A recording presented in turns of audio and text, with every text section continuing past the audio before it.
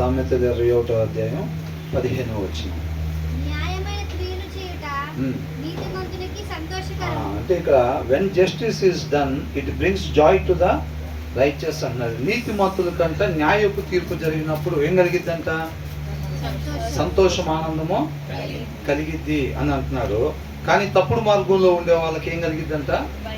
భయము, బాధ కలిగిద్ది అని అంటున్నాడు. అంటే దేవుడు మనల్ని ఎందుకోసమని సృష్టించాడు?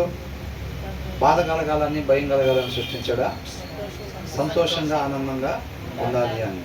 మరి అలా ఉండాలని అంటే మనం ఎలా ఉండాలంట? నీతిమంతులుగా మాత్రమే మనం జీవించే వారంగా ఉండాలి. ఆయన న్యాయవంతుడు కాబట్టి ఎప్పుడు ఎలాంటి తీర్పు తీరుస్తాడు? న్యాయపు తీర్పునే తీరుస్తాడు అన్నమాట. న్యాయపు తీర్పు తీర్చినప్పుడు మనం సంతోషంగా ఉండేవారికి ఉండాలంటే మనం నీతిమంతులుగా ఉండాలి. రేపు న్యాయపు తీర్పు జరిగిద్దా, అన్యాయపు తీర్పు జరిగిద్దా? న్యాయపు తీర్పే జరిగిద్ది. ఆ తీర్పు దినాన్ని మనం అందరం కూడా సంతోషించే వారంగా ఉండాలి. అంటే మనం నీతిమంతులుగా మాత్రమే జీవించే వారంగా ఉండాలి. నీతిమంతులుగా అంటే వాక్యాన్ని అనుసరించే వారంగా ఉండాలి. 16వ వచనం. వివేక మార్గము విడిచి తిరుగువాడు ప్రేతల గుంపులో కాపురం ఉండును. ఎక్కడ కాపురం ఉంటాడంట? ప్రేతల గుంపు. ప్రేతల గుంపు అంటే ఏంటి? మరణానికి గురై ఉండేవాళ్ళు అనమాట. ఆ దినాన పండు తినద్దంటే తిన్న తర్వాత మరణాన్ని తెచ్చుకున్నారు కదా. రేపు శాశ్వతమైన మరణానికి గురయ్యే వాళ్ళ గుంపులో ఉంటారంట. ఎవరు? వివేక మార్గాన్ని విడిచి ఎవరైతే నడుస్తారో. వివేక మార్గము అంటే ఏంటి? వాక్యాన్ని అనుసరించటము. వివేక మార్గము అని అంటే వాక్యాన్ని అనుసరించటము, అది వివేక మార్గం అన్నమాట. అవునా? వివేకం కలిగి ఉండాల్సిన రీతికి మాత్రమే మనం ఉండాలి. ఉండాల్సిన రీతి అంటే ఏంటి? వాక్యానుసారం, వాక్యాన్ని అనుసరించటం అన్నమాట. మనిషి ఉండాల్సిన విధానము. దాన్ని విడిచిపెట్టి ఎవరైతే వేరొక మార్గంలో నడుస్తారో, వాక్యాన్ని అనుసరించకుండా వేరొక మార్గంలో ఎవరైతే నడుస్తారో వాళ్ళు ఎక్కడ ఉంటారంట? Whoever strays from the path of prudence. వివేక మార్గాన్ని విడిచిపెట్టి ఎవరైతే తప్పుదారిలో అంటే ఆ మార్గాన్ని విడిచిపెట్టి వేరొక మార్గంలోకి నడుస్తారో comes to rest in the company of the dead అని ఉంది. ఏంటంట? వాళ్ళు చనిపోయిన వాళ్ళతో పాటు వాళ్ళు ఉంటారు. ఏ చనిపోవటం? మామూలుగా చనిపోవటమా? ఆత్మీయంగా చనిపోయిన వాళ్ళు ఎక్కడైతే ఉంటారో రేపటి దినాన వీళ్ళు అక్కడ ఉంటారు. మనిషి ఉండాల్సిన రీతిగా లేకపోతే కలిగే నష్టం అది. ఏం ఆస్తి పోయి ఏం ఆగిపోదు, ఆరోగ్యం పాడైపోయి ఏం ఆగిపోదు. ఏమైందంట? ఆత్మీయ మరణానికి గురవుతారు అన్నమాట. జీవాన్ని పోగొట్టుకొని శాశ్వత మరణానికి గురయ్యే వాళ్ళంగా ఉంటాం అన్నమాట. ఇప్పుడు వివేక మార్గాన్ని విడిచిపెడితే, వివేక మార్గం అంటే వాక్యము. వాక్యాన్ని అనుసరించటం విడిచిపెట్టామనుకోండి, వాక్యంలో వద్దన్నది చేస్తే మనం ఆ మార్గం నుంచి అడుగు బయట వేసినట్టే. అబద్ధాలు ఆడొద్దు అంటే మనం అబద్ధాలు ఆడినప్పుడు మన అడుగు ఎక్కడ వేసినట్టు? ఆ వివేక మార్గానికి పక్కన వేసినట్టు అన్నమాట. సీరియల్ చూడొద్దు అంటే చూసామనుకోండి, మన అడుగు ఎక్కడ వేసినట్టు? వివేక మార్గం నుంచి పక్కన వేసినట్టు. అవునా? ఆయన నీతిని, ఆయన రాజ్యాన్ని వెతకండి అని అంటే దాన్ని విడిచిపెట్టి మనం ఏం కావాలో చూసుకుంటూ ఉంటాం చూసారా? అప్పుడు మన అడుగు ఎక్కడ పెట్టినట్టు? వివేక మార్గాన్ని విడిచిపెట్టి పక్కన వేసినట్టు అన్నమాట. ఈ లోకంలో ఉండే దాని వైపు మనం చూసి ఎప్పుడైతే జీవితంలో ముందుకెళ్దాం అనుకుంటామో వివేక మార్గాన్ని విడిచిపెట్టి పక్కకు అడుగు వేసినట్టు అన్నమాట. అలా పక్కన నడిచే వాళ్ళకి ఏమైందంటే వాళ్ళు ఎక్కడ ఉంటారంట? రేపు రోజున చనిపోయిన వాళ్ళతో ఉంటారన్నమాట. అర్థమవుతుందండి? ఆత్మీయ మరణానికి గురైన వాళ్ళతో ఉంటారు. అందుకని వాక్యాన్ని అనుసరించండి, వాక్యాన్ని అనుసరించండి, చెక్ చేసుకోండి, అందరు లైన్లోనే ఉన్నారో లేదో చెక్ చేసుకోండి అని ప్రతి దినాన చెప్తూ ఉండేది ఆయన కృపను బట్టి, ఆయన ప్రేమతో ఆత్మీయ ఆహారాన్ని మనం పంపించేది దానికి. రేపు మనం అందరం కూడా ఆత్మీయ మరణానికి గురైన వాళ్ళతో పాటు మనం ఉండకూడదు అని మనల్ని ప్రేమించి ఆయన ఎప్పటికప్పుడు ఆహారం తీసుకొచ్చి మనకి అందిస్తూ ఉన్నాడు. ఆ అద్దం మనం ముందు పెడతా ఉన్నాడు. అర్థమవుతుందండి? చెక్ చేసుకోండి, ఎక్కడున్నారో చెక్ చేసుకోండి, లైన్లో ఉన్నారో లేదో చెక్ చేసుకోండి, వాక్యానుసారంగానే జీవితాలు ముందుకు వెళ్తున్నాయో లేదో చెక్ చేసుకోండి అని అంటున్నాడు. ఎందుకని? అంత నష్టం జరిగిద్ది అన్నమాట. వాక్యాన్ని అతిక్రమిస్తే జరిగే నష్టం ఇక మనం పూడ్చుకోలేదన్నమాట. అర్థమవుతుందండి? అలా మనం నశించిపోయేవారుగా ఉండటం దేవుడికి ఇష్టం లేదు కాబట్టి, ఏ ఆత్మ కూడా నశించిపోవటం దేవుడికి ఇష్టం లేదు కాబట్టి, ఆయన ప్రేమతో మనకి పంపిస్తున్న ఆత్మీయ ఆహారం అన్నమాట ఇది. కాబట్టి దాన్ని నిర్లక్ష్యం చేసేవారంగా మనం ఉండకూడదు అని అంటున్నాడు అన్నమాట. కాబట్టి వివేక మార్గాన్ని విడిచిపెట్టి ఎప్పుడు కూడా మనం నడవకూడదు. అర్థమవుతుందండి? కాబట్టి ఇంటి దగ్గర ఉన్నప్పుడు మనం బాగా వాక్యాన్ని చదువుతూ ఉంటే అది హృదయం మీద రాయబడతా ఉండిద్ది అనమాట. అర్థమవుతుందండి? ఇదిగోండి, ఇప్పుడు టైప్ చేస్తారు కదా, టైప్ ఇక్కడ కొడితే ఎక్కడ పడతా ఉండిద్ది? అక్కడ ఒక పేపర్ ఉండిద్ది కదా, ఇదివరకు టైప్ చేసేటప్పుడు, లేదా కంప్యూటర్ అయినా సరే ఇక్కడ కొడతా ఉంటే అక్కడ సిస్టంలో పడతా ఉండిద్ది. మనం కూడా ఇక్కడ చదువుతూ ఉంటే అది ఎక్కడ రాయబడతా ఉండిద్ది? హృదయం మీద రాయబడతా ఉండిద్ది అనమాట. మనం స్కూల్కి వెళ్తాం, లేదా కాలేజీకి వెళ్తాం, లేకపోతే పనికి వెళ్తాం, అక్కడ మనం బైబిల్ చదువుతూ ఉంటామా? ఉండం కదా. మరి అప్పుడు మనం బ్రతికిచ్చేది ఏంటి? ఆ హృదయం మీద ఆల్రెడీ రాయబడిన వాక్యం ఉంటుంది చూసారా, అది మనల్ని నడుపుతూ ఉండిద్ది అనమాట. కాబట్టి ఎనీ టైం మనం వివేక మార్గంలోనే ఆ వివేకం కలిగి ఉండేవారు ఉండాలి. ఆ వివేకం కావాలంటే ఏం చేయాలి? వాక్యాన్ని బాగా చదవాలి. చదివినప్పుడు మనం దాని ప్రకారంగా ఉండాలని ఆశ కలిగిద్ది అనమాట. బాగా ఆశ కలిగి ఆయన ఆశ్రయించే వారంగా మనం ఉంటాం. అంతే తప్ప వాక్యం చదవకుండా నేను ఆయన పాదాల చెంతే ఉండాలి అని అంటే అది సోమరి కోరిక లాంటిది అనమాట. ఎవరి కోరిక? సోమరి కోరిక అనమాట. వాక్యం చదవకుండా యేసుక్రీస్తు వారికే తండ్రి యందు భయభక్తులు కలిగి ఉండదు. చెప్పారా లేదా? ఏమనుంది? ఆయన ఆత్మ దగ్గర నుంచి అంట యేసుక్రీస్తు వారి జ్ఞానాన్ని, వివేకాన్ని, ఆలోచనని, బలంని, తెలివిని, ఆయన యందు భయభక్తుల్ని సంపాదించుకున్నారంట యేసుక్రీస్తు వారి. అర్థమవుతుందండి? మరి మనం వాక్యం చదవకుండా మనకు వచ్చేసిద్దా? ఆయన యందు భయభక్తులు వచ్చేసిద్దా? రాదు. అది వాక్యం అయితే నేను చదవలేనులే కానీ ఆయన యందు భయభక్తులు కలిగి ఉంటా, ఆయన్ని బాగా ప్రేమిస్తా, ఆయన మాట ప్రకారంగా బాగా నడుస్తా నేను అనుకుంటే అవన్నీ సోమరి ఆశలు అన్నమాట. అది మన వల్ల అయ్యేది కాదు. మన వాక్యం చదివినప్పుడు ఆ వాక్యమైన దేవుడు మనలో ఉంటాడు కాబట్టి ఆయనే ఉండాల్సిన మార్గంలో మాత్రమే ఉండేటట్టుగా మనల్ని నడిపిస్తాడు అన్నమాట. కాబట్టి వాక్యం చదవకుండా వాక్యానుసారంగా ఉండాలి అని అనుకునే వాళ్ళ కోరిక సోమరి కోరిక లాగానే ఉండిపోయింది తప్ప అది జరగదు. తర్వాత ఏమంటున్నారు? సుఖభోగముల యందు వాంఛగల వానికి లేమి కలుగును. సుఖభోగములు ఏందంట? వాంఛగలిగిన వారికి ఏమి లేమి? ఆత్మీయలేమి కలుగును. ద్రాక్షారసమును నూనెయు వాంఛించు వానికి అంటే ఏంటి అర్థం? కోరుకునే వారికి, ఇష్టపడే వారికి, కావాలనుకునే వారికి. అర్థమవుతుందండి? అలా కనుక్కునే వారికి అంటే ఏం జరిగిందంట? ఐశ్వర్యము కలుగదు. ఏ ఐశ్వర్యము? ఆత్మీయ ఐశ్వర్యము కలుగదు. ఇది సత్యం. ఈ సత్యం మనల్ని బ్రతికిచ్చిద్ది అంతే. ఒక్కొక్క వచనంలో ఉండే సారాంశం ఉందో చూసారండి, ఆ సారాంశం మనల్ని బ్రతికిచ్చేది. అది మనల్ని స్వతంత్రులుగా చేసింది. అది తెలియకపోతే మనం ఏం చేస్తాం? వాటి వెనకాల పరిగెడతా ఉంటాం తెలియక. అది ఎప్పుడైతే ఆయన కృపను బట్టి పంపించాడు కాబట్టి అది మనకి ఆ సారాంశాన్ని ఎప్పుడైతే పొందుకోవటం వల్ల మనం ఆ రీతిగా చేయకుండా ఉంటామో అప్పుడు మనం స్వతంత్రులుగా అయ్యే వారంగా ఉంటాం అన్నమాట. ఏంటంటే ఫస్ట్ ఏమన్నారు? వాక్యం ఏమనుంది? కొంతకాలం మనకి ఏంటంట? శ్రమలు అని ఉంది. కొంతకాలం మనకి సుఖభోగాలు అని ఉందా? మరి ఆ శ్రమలకి ఈ సుఖభోగాలు అనేది ఏంటంట?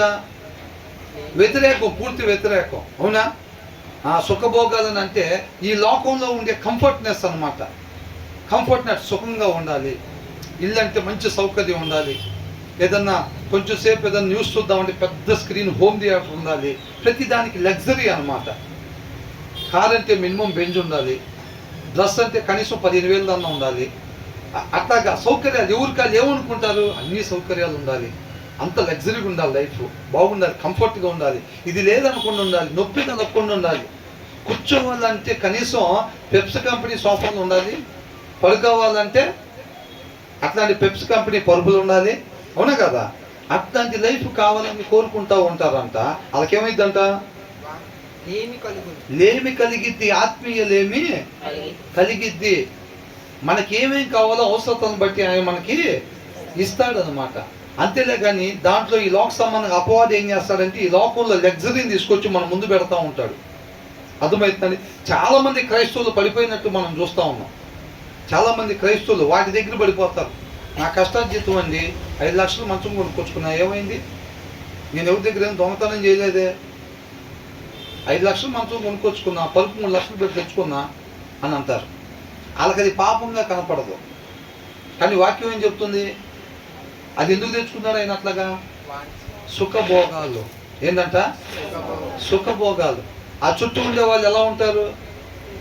ఈయనకు మాత్రం ఎట్లాంటిదంట? అవునా? కాబట్టి ఆయన అలాంటి లగ్జరీ ఎవరైతే ఇక్కడ కోరుకుంటా ఉంటారో వాళ్ళకి ఖచ్చితంగా ఆత్మీయలేమి కలిగిద్ది. అర్థమవుతుందండి? కాబట్టి దాన్ని చాలా జాగ్రత్తగా గమనించుకోవాలి. కొంతమంది పెద్ద పెద్ద పాపాలు అనుకుంటూ ఉంటారు. ఇలాంటి వలలు కూడా ఉంటాయి కనపడకుండా. ఇలాంటి వలలు కూడా ఉంటాయి. చాలా జాగ్రత్తగా ఉండాలన్నమాట. అవి వలల్లాగా మనకి కనపడవు, మనకే తెలియకుండా పోయి వాటిలో చిక్కుకుపోతాం. దేవుడు ఒక కారు ఇచ్చాడు అనుకోండి, అది కాదు ఇంకా పెద్దది మంచిది, రెగ్జిన్ చైర్లు ఉండాలి, దాంట్లో కంఫర్ట్ ఉండాలి, మినిమం 200 మీద వెళ్ళాలి కారు, అయినా ఏం కాకూడదు. ఆ బ్రాండ్ ఉండాలి, అది ఉండాలి, ఇది ఉండాలి. అవసరతలు కాదు, హెచ్చులు. ఏంటంట? హెచ్చులకి ఆ బ్రాండ్ ఉండాలి, అలాంటి సీట్లు ఉండాలి దాంట్లో, అలాంటి కారు ఉండాలి, అలాంటి ఇల్లు ఉండాలి, కనీసం జనాలు చూపించుకోవటానికి అని అనుకుంటారు. చూసారా? తెలియకుండా ఆ లైఫ్లోకి, ఆ వలలోకి ఇరుక్కుపోతారు అన్నమాట. వెళ్ళి ఆ సుఖభోగాలు ఎందుకు వాంచగలిగిన వాళ్ళకి ఏం కలిగిద్దంట? లేమి కలిగిద్ది అని అంటున్నాడు. తర్వాత ఏమైందంట? ద్రాక్షారసమును నూనెయు వాంఛించువానికి ఐశ్వర్యము కలుగదు. ఆత్మీయ ఐశ్వర్యం కలగదు. ఎవరికి? ద్రాక్షారసము, నూనె. ఈ రెండు సింబలు. ఇదివరకు రోజుల్లో ఈ రెండు కలిగి ఉండే వాళ్ళు ఎవరంటే డబ్బున్న వాళ్ళకి ఇవి సింబాలిక్ అన్నమాట, సూచన. ఒకరి ఇంటి ముందు ఇప్పుడు ఫెర్రారీ కారు ఉందనుకోండి, అది దేనికి సింబల్? వాళ్ళు బాగా రిచ్ అని. ఒక కాస్ట్లీ కారు ఉందని అంటే, లేకపోతే ఇలాంటి ఏంటంటే వాళ్ళు బాగా ధనికులు అని అర్థం అనమాట. ఈ రెండింటికి సింబల్ ఏంటంటే వాళ్ళు బాగా ధనవంతులు అని అర్థం. అర్థమవుతుందండి? వాళ్ళకి దేని మీద వాంచంట? ఐశ్వర్యం మీద. దేన్ని ప్రేమించాలంట అసలు? దేవుడు మనకి ఇచ్చిన 2 ఆజ్ఞలు. ఏం ఆజ్ఞలు చెప్పండి? అది రెండోది, నీ పూర్ణ హృదయంతో, నీ పూర్ణాత్మతో, నీ పూర్ణ మనసుతో నీ దేవుడైన యెహోవాను ప్రేమింపవలెను. ఎవరిని ప్రేమించాలంట? దేవుణ్ణి ప్రేమించాలి. ఇక్కడ వీళ్ళు దేన్ని ప్రేమిస్తున్నారు? Whoever loves pleasure. వీళ్ళు సుఖభోగాల్ని ప్రేమిస్తున్నారంట. దేన్ని ప్రేమిస్తున్నారు? మనం దేన్ని ప్రేమించాలి? ఆయన్ని ప్రేమించాలి. ఎలాగా?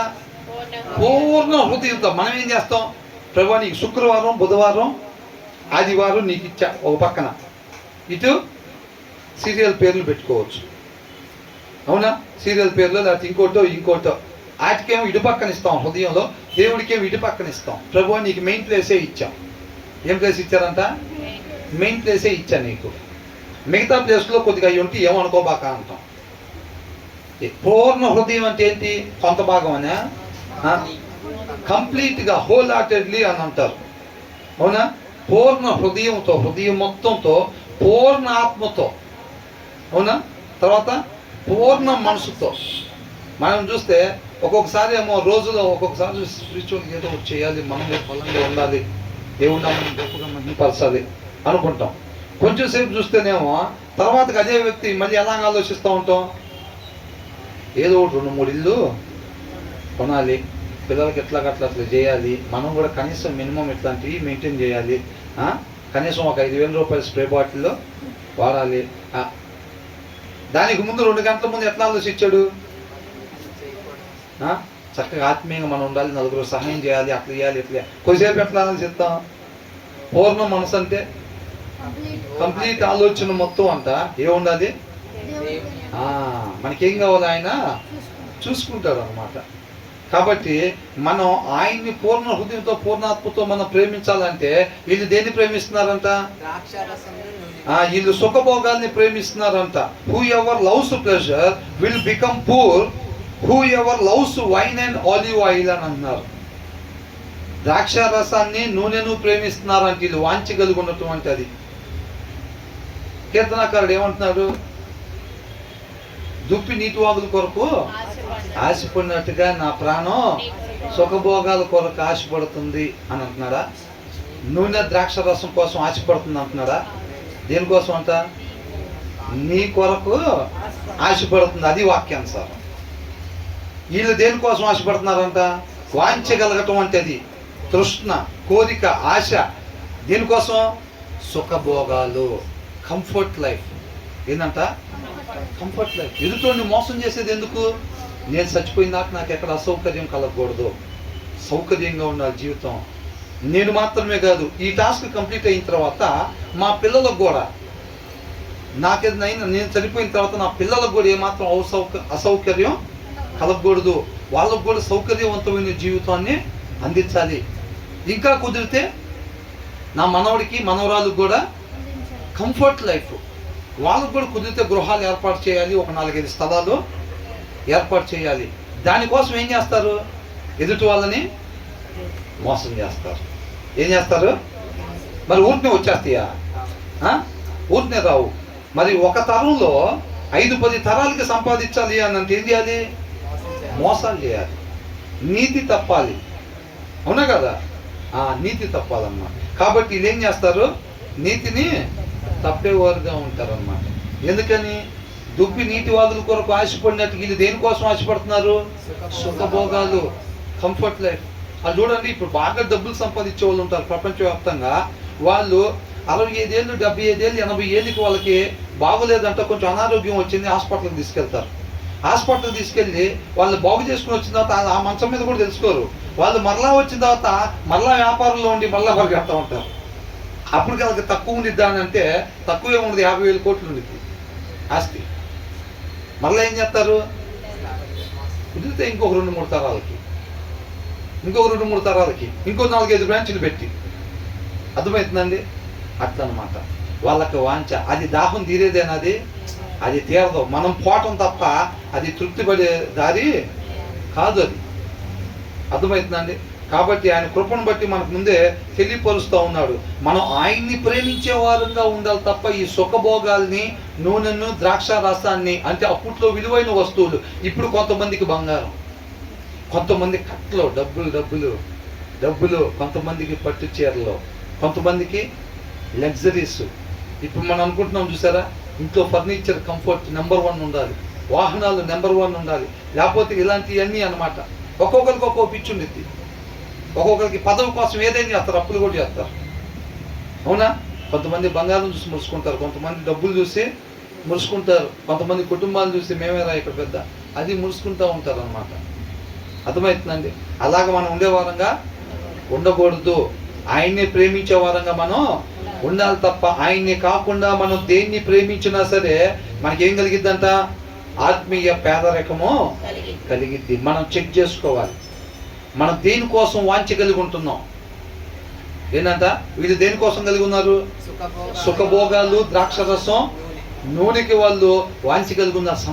సంపాదించాలి అని చెప్పి మనం దేని గురించి వాంఛ కలిగి ఉన్నాం అనేది మనం చెక్ చేసుకోవాలి, ప్రశ్న వేసుకోవాలన్నమాట. అర్థమైందా? అది చూసుకోవాలన్నమాట. తర్వాత నీతిమంతుని కొరకు భక్తిహీనులు ప్రాయశ్చిత్తమగుదురు. నీతిమంతుని కొరకు భక్తిహీనులు ప్రాయశ్చిత్తమగుదురు. యథార్థవంతులకు ఒకసారి 1 తిమోతి ఒకసారి చేయండి.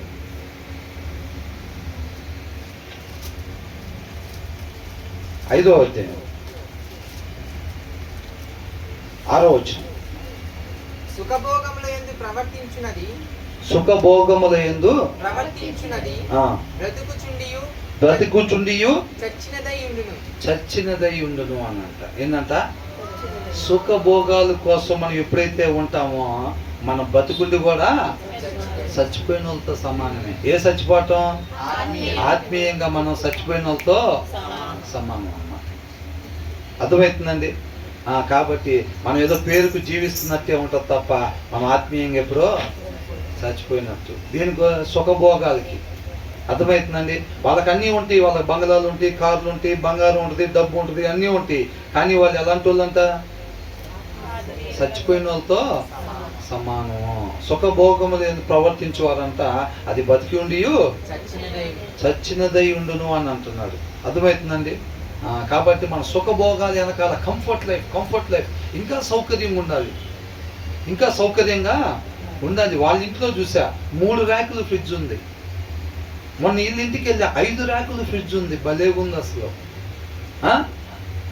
ఇంకొకరి ఇంటికి వెళ్తే 10 ర్యాకులు ఫ్రిడ్జ్ ఉంది అనుకోండి. అంటే ఏది చూస్తే మనకు అది అది మనకు కూడా ఉంటే భలే ఉంటుంది అసలు. భలే ఉండిద్ది. అవునా? మాకు తెలిసిన ఫ్రెండ్ వాళ్ళ ఇంట్లో మంచం 9 అడుగులు చేపించుకున్నాడు. మంచం ఎన్ని అడుగులంట? జనరల్గా 6.5 అడుగులు ఉండేది కదా. 6.5 ఉంటేనే పెద్ద సైజు. పిల్లలు కూడా ఒకటే దగ్గర పడుకోవాలి, వేరే మంచం దగ్గర ఇబ్బంది ఎందుకని మంచం అడ్డంగా ఉండేది కూడా 9 అడుగులు చేపించుకున్నాడంట.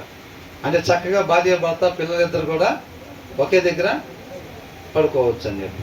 అది ఒక నెల చూసి వచ్చారు అనుకుని ఏమనుకుంటాం, మన ఇంట్లో కూడా అలా ఉంటే బాగుండిద్ది. వాళ్ళ ఇంటికి వెళ్ళి ఫ్రిడ్జ్ చూసామంటే మన ఇంట్లో కూడా అది ఉంటే బాగుండిద్ది. వేరే వాళ్ళు కారు ఏదన్నా కొంచెం ఇక్కడి నుంచి అక్కడ దాకా చీకటిగా ఉంది కదా, దింపే వాళ్ళు ఎవరు లేరని ఎవరు కారులో దింపే అనుకున్నాం. ఆ కారు ఎక్కితే ఇలాంటి కారు మనకు కూడా ఉంటే బాగుండిద్ది అని. ఇవన్నీ ఎవరన్నా అంటే హృదయంలో వాక్యం సరిగ్గా లేని వాళ్ళకి కలుగుతాయి అన్నమాట. అర్థమవుతుందండి? హృదయంలో వాక్యం ఉండేవాళ్ళు ఒకవేళ వీళ్ళు దింపుతానని చెప్తే మనం ఎక్కించుకున్నా సరే వాటికి ఏంటి ఆశపడే వాళ్ళంగా ఉండకూడదు. వాళ్ళ చుట్టూ అనేక మంది లోక సంబంధంగా వాళ్ళు కోటలు కట్టుకుంటున్నా సరే వీళ్ళ గురి మాత్రం ఖచ్చితంగా ఎందుకు ఉండిద్ది? వీళ్ళ బలం ఉంటుంది కాబట్టి, ఆత్మీయ బలం ఉండిద్ది అన్నమాట. ఆ బలాన్ని బట్టి ఈ లోకాన్ని జయించేవారుగా ఉంటారు. మనలో బలహీనత అంటే వాక్యం సరిగ్గా లేదనుకోండి, కొదువుగా ఉందనుకోండి, మనం అలా కార్యక్రమంగానే పడిపోతాం. అటు ఇటు వెళ్ళిపోతాయి కళ్ళు. వాళ్ళ ఇంటికి వెళ్ళంగా ఆ ఫ్రిడ్జ్ వైపు పదే వద్దన్న చూస్తూ ఉంటారు. ఆ మంచంకి వెళ్ళి పదే చూస్తూ ఉంటారు. మన కళ్ళు దేన్ని చూస్తాయో మన హృదయం దాన్ని కోరుకుంటూ ఉంది. ఎందుకని? నీ కళ్ళెందుకు పొద్దుగుకులు ఆ ఫ్రిడ్జ్కి వెళ్ళిపోతున్నాయి? నీ కళ్ళెందుకు పొద్దుగుకులు వాళ్ళ ఇంట్లో ఉన్న వస్తువులు వాళ్ళకి ఎక్కిన వాహనాలకు వెళ్ళి వాళ్ళ ఇంటికి వెళ్ళి ఎందుకు ఉంటుంది? బలం సరిపోవట్లా. బలం సరిపోక వద్దనుకున్న వైపు కూడా పదే చూసే పరిస్థితి. అది నన్ను దావీదు పడిపోయిన కారణం కూడా అదే. కళ్ళు తిప్పుకోవటానికి బలం సరిపోలేదు. ఇంక అట్లా ఉండేసరికి ఏమైంది? కావాలని కళ్ళతో చూసినప్పుడు హృదయం దాన్ని కావాలని కోరుకునే పరిస్థితి అయింది. అర్థమవుతుందండి? బలం సరిపోకపోతే మనం అనవసరమైన లోకం వైపు మనం చూసేవారంగా ఉంటామన్నమాట. అలా ఉండకూడదని చెప్తా ఉన్నాడు. తర్వాత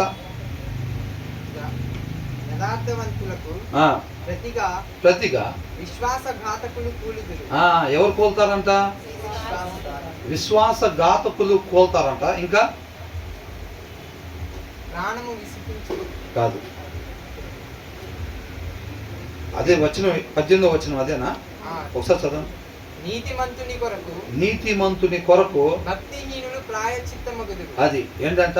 నీతిమంతుల కొరకు ప్రాయశ్చిత్తంగా ఎవరు అవుతారు? భక్తిహీనులు అవుతారు. ఇంకా యథార్థవంతులకి ప్రతిగా విశ్వాసఘాతకులు అన్నమాట. అర్థమవుతుందండి? నీతిమంతులకి ప్రతిగా ఏమో భక్తిహీనులకు అవుతారు అన్నమాట. యథార్థవంతులకు ప్రతిగా విశ్వాసఘాతకులు, అవిశ్వాసులు అన్నమాట. వాళ్ళు కోల్తారు. అంటే ఇక్కడ ఎలా ఉంటుంది అంటే the wicked become a ransom for the righteousness అని అంటున్నాడు. అంటే క్రయధనముగా వీళ్ళ బదులు వాళ్ళు. అర్థమవుతుందండి?